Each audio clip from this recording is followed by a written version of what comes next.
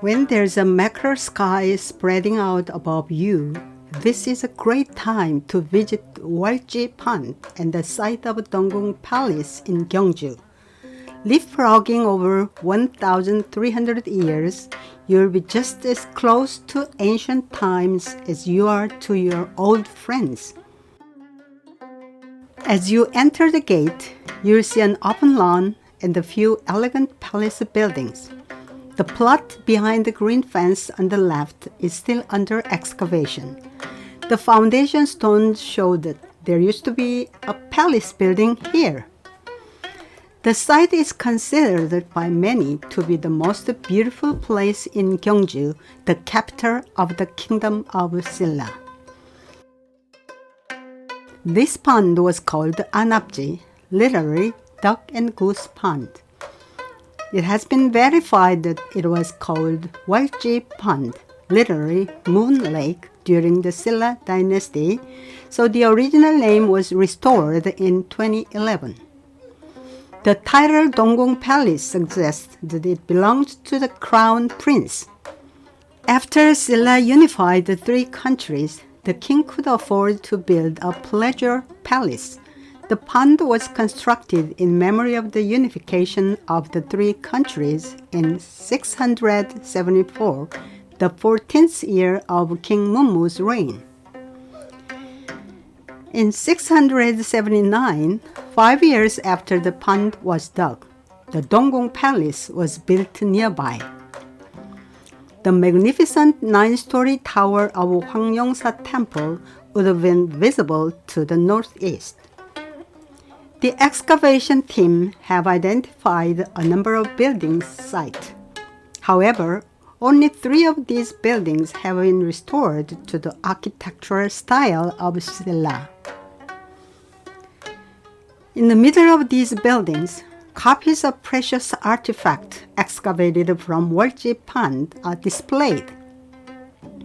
There are 3 fairy islands in the pond. One is close to the southern shore and another is close to the northern shore. Apart from the smallest one in the middle, they don't look like islands from a distance.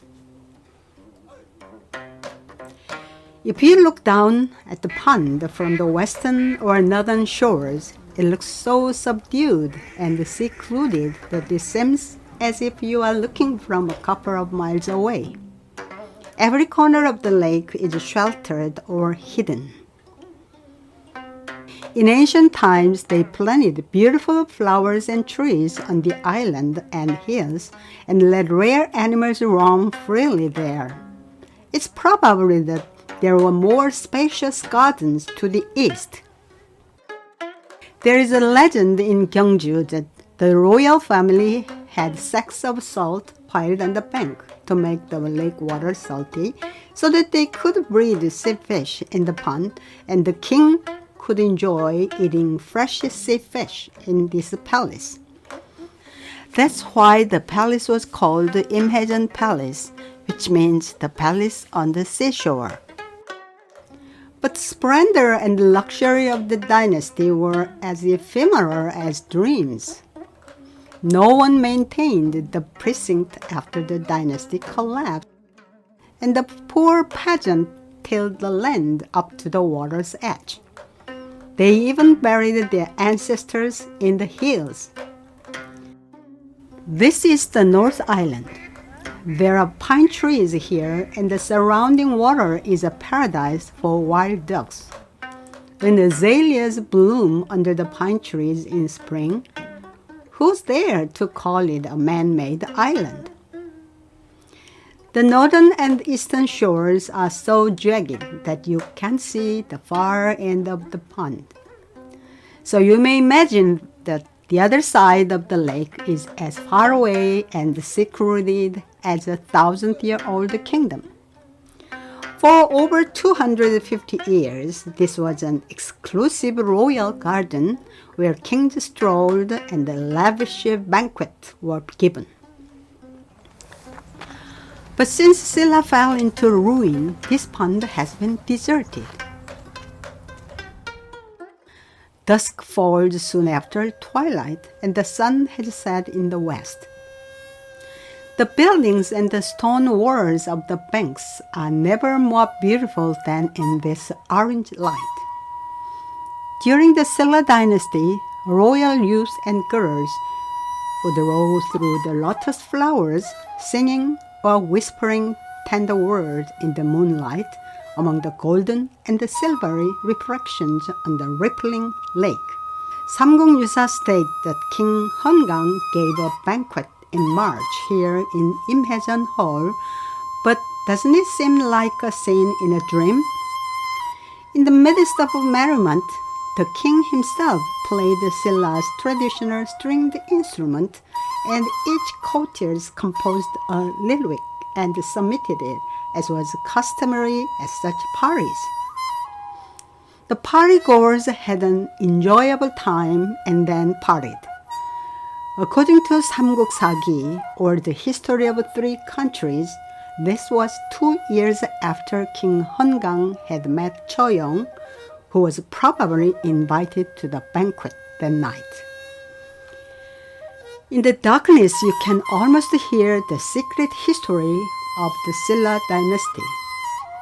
You might even hear women sobbing in grief. When King Aejang ascended the throne at the age of 13, his uncle Kim Unsung became regent. Unsung couldn't restrain his ambition to usurp the throne along with his younger brother Sujong, and in the end they killed the king and his brother, their nephews.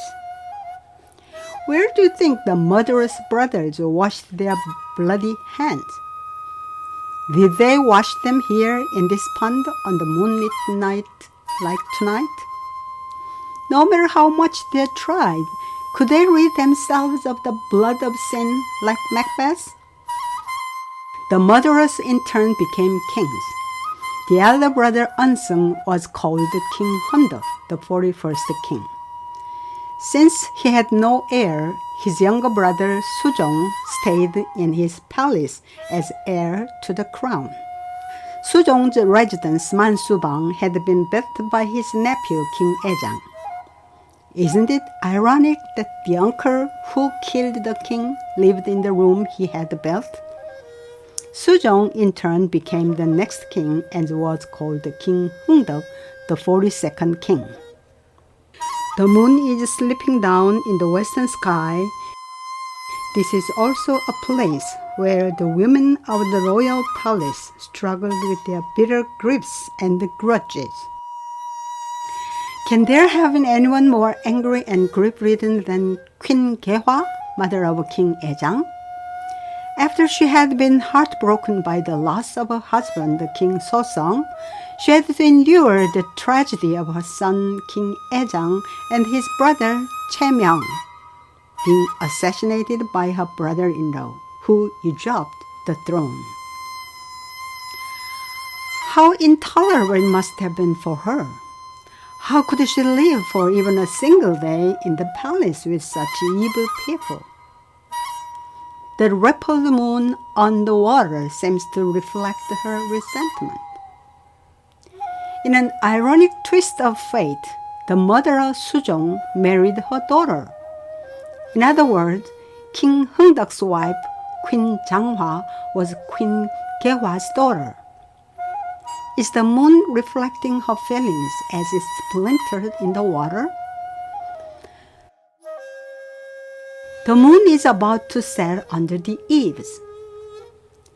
In Silla, many princesses were forced to marry close relatives, including uncles and cousins.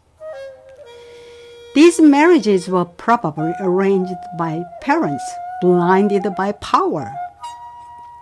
How can a princess love her uncle or cousin as a spouse?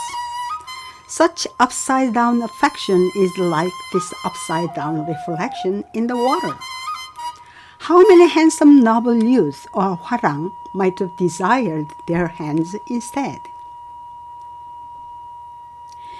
Did many princesses shed tears on this lone shore, absent-mindedly watching the moon fragmenting in the waves?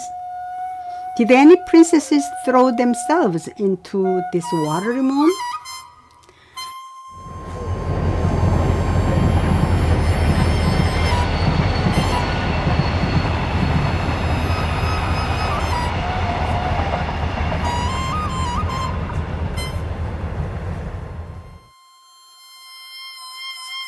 This noisy phenomenon isn't a ghost passing by.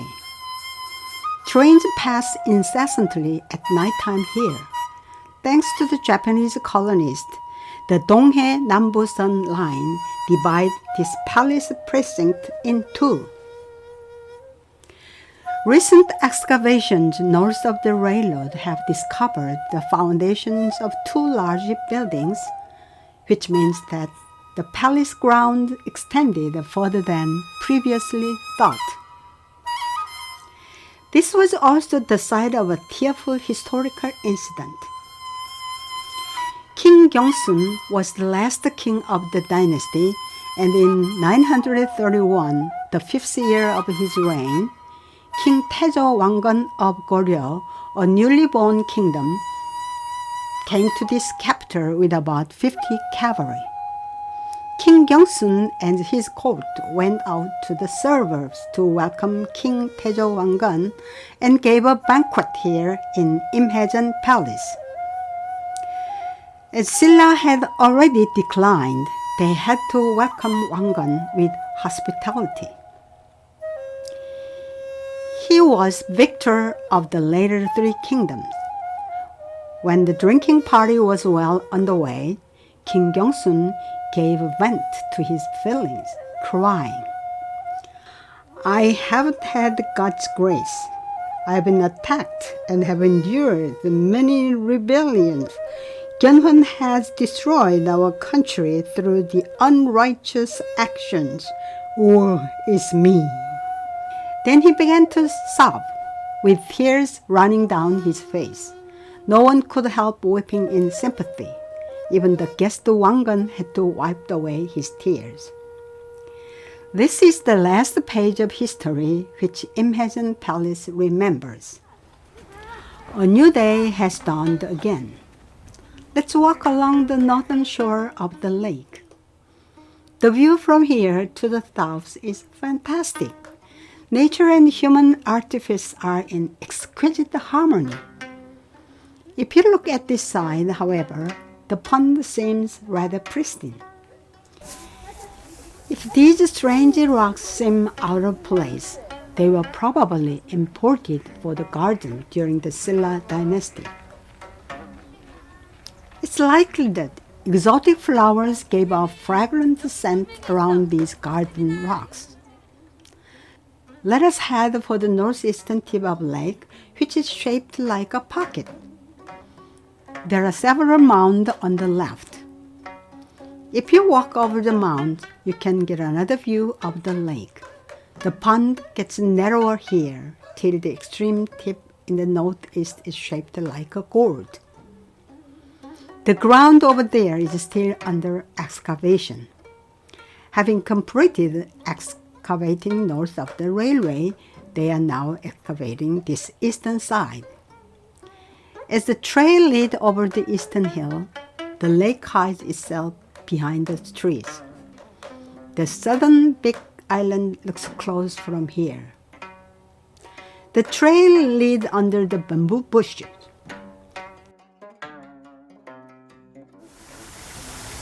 This is the water supply system for the lake. Water is drawn from Bukchon River to the artificial waterway. It passes through two artificial pools shaped like turtles, then into a small pool again before it falls into the lakes.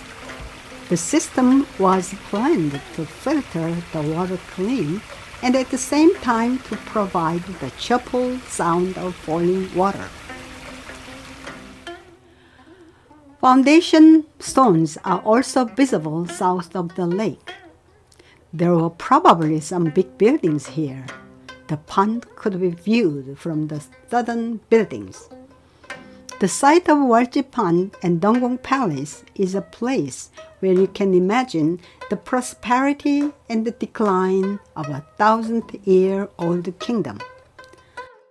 Looking back, you may be more deeply impressed with the tragic historical incident than the glory and the splendor of the dynasty.